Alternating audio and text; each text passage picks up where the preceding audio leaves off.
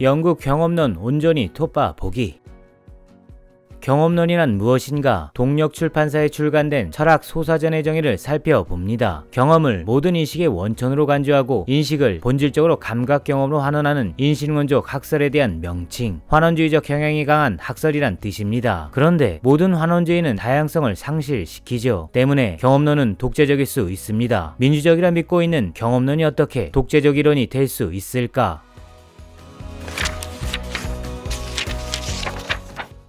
루카치는 막스로 가는 길에 이런 말을 남겼습니다. 오용될 우려가 없는 그런 문장은 존재하지 않는다. 따라서 어떤 이념적 토대에서 세상을 바라보고 있느냐가 중요합니다. 세계가 편향돼 있다면 균형을 맞춰야 하는 것이지요. 오늘날 우리가 사는 세상은 이미 경험론이 주저한 체제로 완결된 상태입니다. 진일보를 위한 변증법적 지향이 제거되었다는 뜻이고 이념의 활력으로 온전한 변화를 모색하기 까다롭다는 의미죠. 물론 경험론이 세계에 준 혜택을 먼저 이해하는 것이 옳습니다. 예를 들어봅니다. 1941년 슈테판 추파에케는 이런 말을 남겼죠. 내가 1915년 이전에는 여권도 없이 인도와 미국을 여행했고 당시에는 여권이라는 걸 구경한 사람도 별로 없었다고 말하면 젊은이들은 놀라는 표정을 짓는다. 나는 아직도 그런 반응을 즐긴다. 2차 대전 전까지만 해도 세계화의 시대였습니다. 빅토리아 시대의 영국으로부터 출현했죠. 경험론이 준 혜택이자 승리입니다. 대략 세 가지로 압축해 볼 수 있죠. 첫째, 언론과 표현의 자유입니다. 경험론의 토대를 닦은 자유주의자들은 물리적 폭력을 가장 두려워했습니다. 영국 내전의 치명상이 심했던 탓이죠. 때문에 영국은 언론 정치를 키웠고 물리적 폭력을 차단하는 데 성공했습니다. 둘째, 이동의 자유입니다. 거주와 여행의 자유는 영국을 발전시킨 경험론에 의해 세계화되었습니다. 대표적인 것이 젠트리 계급의 그랜드 투어였죠. 그랜드 투어 이전에 이렇게 집단적으로 많은 사람들이 여행 그 자체가 목적인 이동은 없었습니다. 그랜드 투어는 거의 소멸했으나 거주 이동의 자유에 대한 욕망이 여태 우리의 삶에 남아있기에 여행은 삶의 풍요를 가늠하는 척도가 되고 있죠. 셋째, 의회 민주주의입니다. 선거를 통해 권력을 바꿀 수 있게 됨으로써 최악의 독재를 막을 수 있었습니다. 이렇게 인류 발전에 기여한 경험론은 정신사적 발명을 통해 가속화되었습니다. 어떤 발명이가? 첫째, 과학적 세계관의 발명입니다. 과학의 이념은 엄청난 권위를 얻었죠. 신학은 무너졌고 철학은 별정들의 놀이터가 되었습니다. 과학을 벗어난 정신은 이제 신뢰를 얻을 수 없는 세계가 되었죠. 둘째, 금융자본주의적 세계관입니다. 금융자본주의는 상업을 중점에 두었던 중상주의나 농업을 중심에 두었던 중농주의적 자본주의와는 불로소득의 규모에 있어서 차원이 다릅니다. 이제 자본은 온전한 자유를 얻었고 사람들의 생활은 자본의 움직임에 맞춰졌죠. 부자는 천상계의 마천 위에 살고 빈자는 지하방의 어둠 속에 사는 형편을 의심하거나 제고하는 정신은 소멸되고 있습니다. 정리합니다. 우리가 사는 세상은 빅토리아 시대 영국이 발명한 경험론으로부터 출현했습니다. 자유주의라 부르는 진영들의 승리고 언론의 자유, 이동의 자유, 의회 민주주의라는 활동성을 얻었죠. 그 원동력엔 과학과 금융자본주의가 있습니다. 이 관점에서 영국 경험론에 다뤘던 대표적인 철학자 두 명을 상기해 봅니다. 첫째 인물은 로크입니다. 현대를 로크의 시대라 부르는 이유가 있죠. 자유주의의 뿌리이기 때문입니다. 시고로 러셀이 서양 철학사에 쓴 이 말은 합당합니다. 로크는 현대에서 결코 가장 심오한 철학자라 할 수는 없지만 가장 지대한 영향을 끼친 철학자다. 이 평가를 미화 없이 비판하면 엥겔스의 평가가 됩니다. 1688년에 이루어진 계급 타협의 아들. 1688년은 명예혁명의 해입니다. 젠트리 계급이 왕을 배신해 꼭두각시 왕을 데려온 사건이죠. 명예혁명으로 인해 돈을 좋아하는 계급, 회해하는 계급인 젠트리 부르주아가 주류로 등극합니다. 이 정치적 게임을 우리는 입헌군주제라는 포장된 말로 부르지만 사실 군중의 반란을 막기 위해 위선적으로 지어낸 사건이죠. 영국의 젠트리 계급은 이 민중의 단결될 힘을 두려워했기에 명예혁명이란 말을 만들어 대중이 연대하지 못하도록 힘을 썼습니다. 뭉칠 수 있는 도화점이 되는 크로멜과 같은 매혹적인 독재자를 그들은 가장 두려워했죠. 역설적으로 대중의 내면을 이해하고 응집할 수 있는 매혹적인 독재자는 세상을 바꿀 수 있다는 결론이 나옵니다. 위험하지만 그것이 현실인 것이죠. 둘째, 애덤 스미스입니다. 마키아벨리의 로마사 제1권 역사의 가치 첫 문장을 인용해 설명해 보죠. 본디 인간이란 그 본성이 가진 무력 탓에 미지의 육지와 해양을 찾을 때와 마찬가지로 위험을 무릅쓰서라도 새로운 방법과 질서를 찾으려 한다. 대부분의 사람들의 동력은 능력은 무력입니다. 무력이 없다면 문명의 진보는 불가하죠. 애덤 스미스는 이를 이렇게 압축합니다. 인간이 스스로 환경을 개선하려는 욕망. 르네상스 시대엔 이미 이러한 욕망의 그늘을 눈치채고 있었죠. 단테는 신곡에서 이 욕망이 죄의 길로 빠지는 유혹에 대해 세 가지 동물을 빗대 예시합니다. 첫째, 표범으로 음란함이고, 둘째, 사자로 오만함이며, 셋째, 압력대로 탐욕입니다. 음란함은 자기 내부에 감금된 욕망이고, 오만함은 타인을 가두려는 욕망이며, 탐욕은 모든 것을 다 가지려는 욕망이죠. 문명은 음란함, 오만함, 탐욕의 유혹에 주저한 산물이라는 의미입니다. 우리가 사는 세상인 자본주의의 그늘이죠. 그러나 대부분의 사람들은 마키아벨리 말 따나 어둠의 길을 기꺼이 가려 합니다. 막을 수 없을까? 막을 수 없다면 다스릴 방도는 없을까? 애덤 스미스의 국부론은 이런 문제의식으로부터 시작된 책입니다. 요컨대 음란함, 오만함, 탐욕과 같은 이기적인 정념도 사회적 순기능이 있다는 주장이죠. 이기적인 정념이 경제를 성장시켜 가난이라는 포갑으로부터 인간을 해방시킬 수 있습니다. 이른바 이기심의 도덕이 탄생한 배경이죠. 때문에 국부론의 핵심 사상을 우리는 자유방임주의라 알고 있습니다. 그런데 국부론 어디에도 자유방임이란 말은 없습니다. 후대에 날조한 것이죠. 스미스는 세계를 정치, 경제, 도덕으로 구분했고 이 세계는 유기적으로 연결되어 있다고 생각했습니다. 때문에 스미스가 창안한 학문은 경제학이 아니라 정치, 도덕, 경제학이죠. 스미스는 또한 탐욕이 지배하면 사회가 위험해질 수 있다고 보았습니다. 따라서 이기심의 사회성을 통제해야 하지요. 통제되고 있는가? 결코 그렇지 못합니다. 필연적으로 로크와 스미스가 주장한 영국 경험론은 홉스가 비판한 하부의 진짜 현실성에 무력하죠.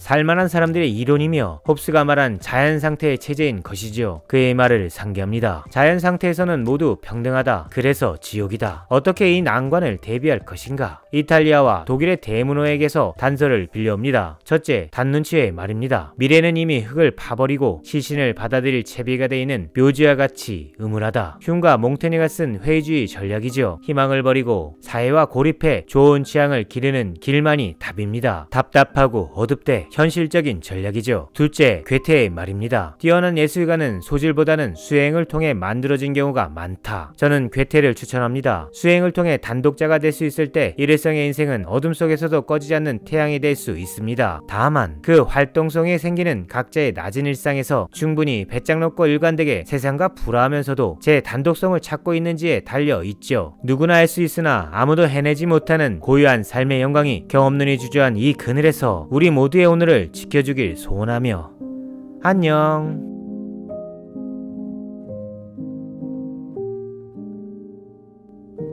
Paper Renaissance